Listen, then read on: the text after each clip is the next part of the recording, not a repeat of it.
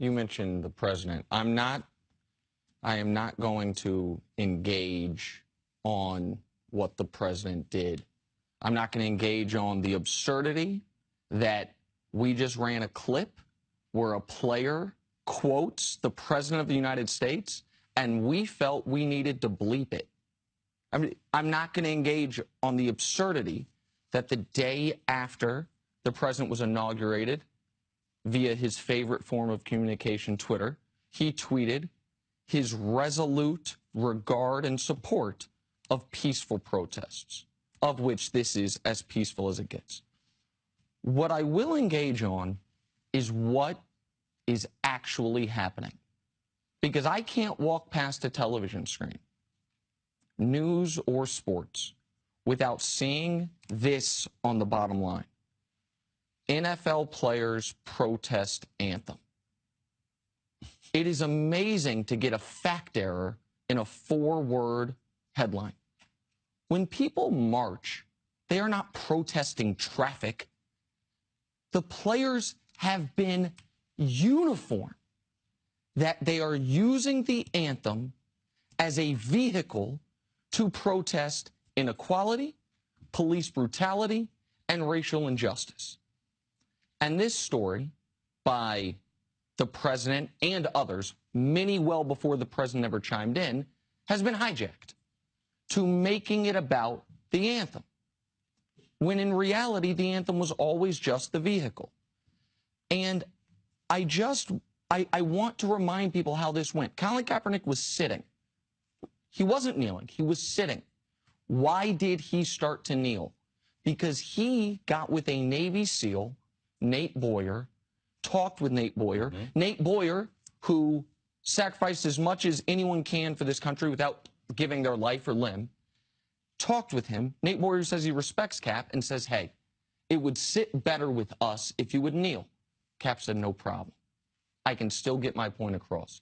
Every time Cap was asked about this, and any player I've heard asked about this, I have not heard one soundbite of a player being anti-military, of a player outwardly attacking the fundamentals of what this country is supposed to be. This is a protest about whether or not the country has fulfilled its promise of equal protection under the law to all of its citizenry.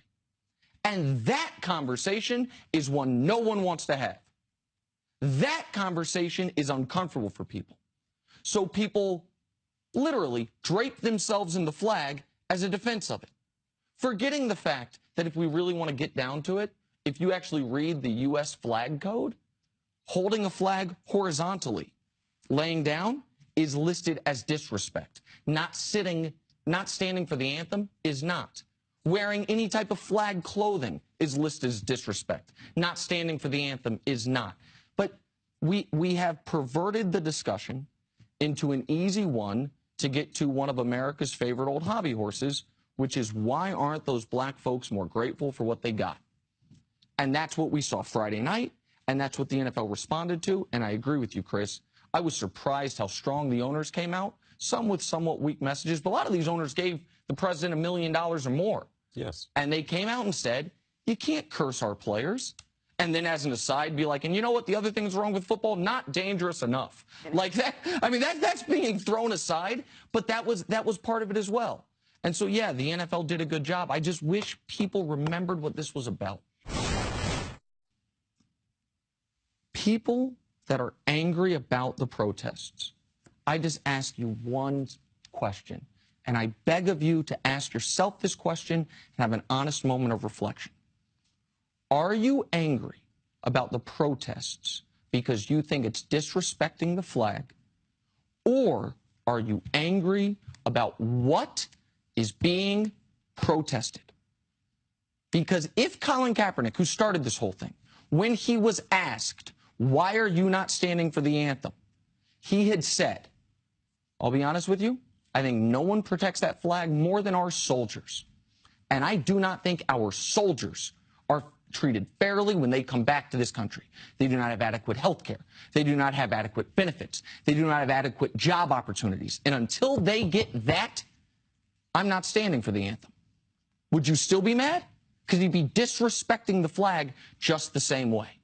Or are you mad because deep down you kind of feel like black people got it good enough.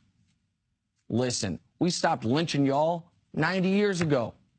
We gave y'all the actual right to vote 50 years ago. These days, you almost have equal footing getting into college with us. Chill.